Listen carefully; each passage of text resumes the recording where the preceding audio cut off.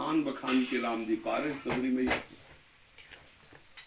कोई चावल नहीं चबाएगा साधारण आदमी, सुदामा के टूटे हुए तंदुल बखान के पा रहे। हमारे ऐसे कृपालु भगवान हैं, अनंत ब्रह्मांडों के स्वामी होकर भी गीता जी में कह पत्रम पुष्पम फलम तोयम ये में भक्त्या। एक तुलसी दल, एक चुल्लू जल, एक फूल, एक कोई फल, अगर भगवान को भाव से उसी से प्यार से सेवा की जाती है, ऐसा भाव रखती है कि प्रभु मेरे हैं। जैसे अपने लोग मेरी लाडली जो, मेरे लाल जी, मेरे प्रिया प्रीतम, ऐसे भाव से सेवा की जाती है।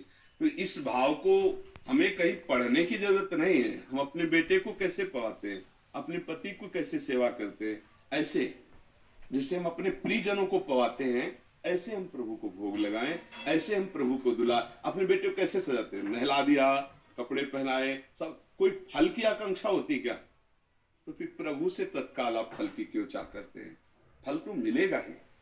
जैसे तुम्हारा बेटा एक दिन सयाना होकर के एक दिन तुम्हारी ऐसी ही सेवा करेगा, अगर वो थोड़ा भी विवेकवान है तो पैर छुएगा, तुम्हारी सेवा करेगा। तो आज तुम सेवा कर रहे हो, कल भगवान तुम्हारी सेवा करेंगे। भक्तों के चरित्रों को पढ़ के देखो, भगवान कह रहे हूं भक्तन को दास, भगत मेरे मुकुटमणि, पग चापूं सेज बिछाऊं, नौकर बनूं हजाम, हाकूं बैल बनूं गडवारो, बिना तनख्वाह रथवान, यही तो मेरे मन में ठनी, भगत मेरे मुकुटमणि। क्या तनख्वाह अर्जुन जी दिए हैं? रथ हाँक रहे हैं भगवान।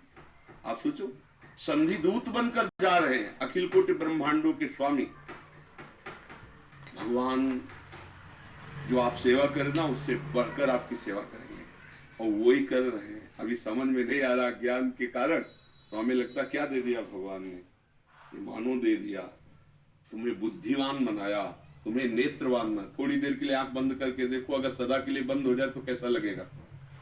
तुम्हें आंखवान बना, नेत्र है, तुम्हारे श्रवणेन्द्रिय है, घ्राणेन्द्रिय है। इस समय तुम बहुत सुंदर योनि प्राप्त किए हो भगवान की कृपा से।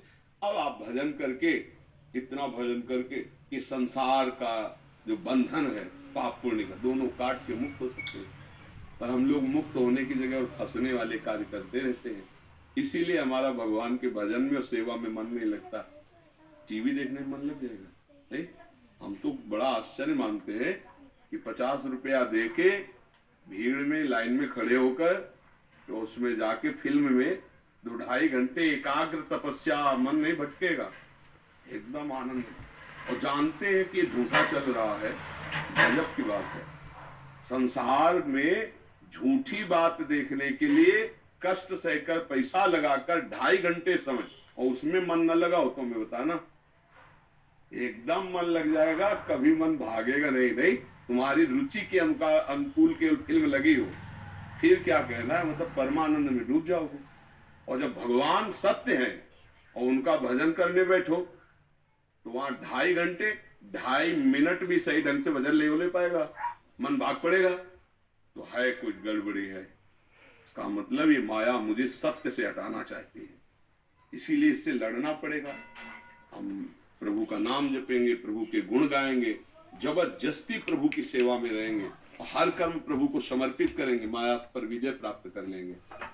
तो ये भाव अगर नहीं भी बन रहा तो भी भगवान की सेवा व्यर्थ नहीं जाती, पर भाव से करे तो भगवान बहुत जल्दी कृपा करते, क्योंकि भगवान वस्तुओं के तो भूखे है नहीं। सबको ही जानता है भाव का भूखा हूं मैं। भगवान के, भगवान को भूख कैसे लगती है? तुम्हारे भाव से। अगर भाव नहीं तो भगवान तो पूर्ण काम है, उनको भूख कैसे लग जाएगी? वो कोई 5 भौतिक शरीर वाले थोड़ी है कि उनके प्राण अन्न मांग रहे हैं, वो तो चिदानंद है। जब भक्त के अंदर भाव आता है कि प्रभु ये पाएंगे, तो भगवान के अंदर वही भाव चला जाता है और वो पाने लगते हैं। ये था माम प्रपद्यन्ते तास्ते भजामि। एक गजब की बात है कि सुदामा के सूखे चावल के टुकड़े बखान कर पार रुक्मिणी जी सोच रही हैं 56 भोग लगाती हो, कभी वाह नहीं कहा, और ये रोमांचित हो रहे सुदामा जी के तंदुल पाक। क्या भाव, दैन्यता, मुझ गरीब के पास है ही नहीं कुछ कि द्वारिकाधीश को दूं, और छुपाए थे। तो आप क्या लिए हो ऐसे छीन के मलिन कपड़े में? भगवान सुदामा, आज मैं ही नहीं समस्त ब्रह्मांड तृप्त कर दिए तुमने, क्योंकि रोम रोम में भगवान के ब्रह्मांड है ना, कोटि कोटि ब्रह्मांड एक एक रोमकूप में वास करते, ब्रह्मांड निकाया निर्मित माया रोम रोम प्रतिवेद है। इसलिए भगवत सेवा उसका फल मिलेगा, पर भाव से करे तो बहुत अच्छा रहता है। एक सेवा कर लो केवल भाव से, चाहे प्रातःकालीन कर लो, चाहे राजभोग वाली कर लो, और तो दिनचर्या चली रही, पर एक सेवा भाव से कर लो। मेरे प्रभु, वो छवि नहीं है, वो गोपाल जी ऐसे नहीं बैठे हैं, वो प्रियालाल साक्षात देखो कण कण में है, तो वो तो है ही है, प्रभु है ही है। तो वहां वैसे भोग लगाओ जैसे प्रभु को लगाया जाता है, जैसे अपने प्रियजनों को पवाते हैं। और लो, और अब देखा 4 रोटी सब्जी रख दिया और भाव किया, प्रभु को और इच्छा, गरम गरम गए, एक रोटी और घी से चुपे।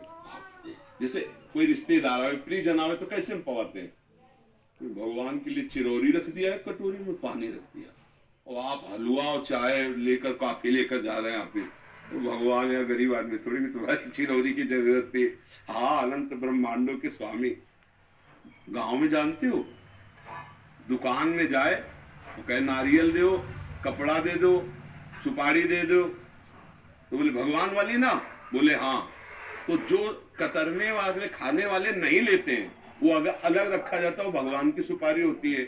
जो नारियल सूख गया है, जो नारियल, वो नारियल रखा जाता है। और एक कपड़ा आता ही है सत्यनारायण की कथा वाला, बोले कथा वाला कपड़ा चाहिए, मतलब सबसे घटिया कपड़ा, अब वो भगवान को समर्पित करे। तो ऐसे भगवान को भैया नहीं चाहिए कोई सामग्री।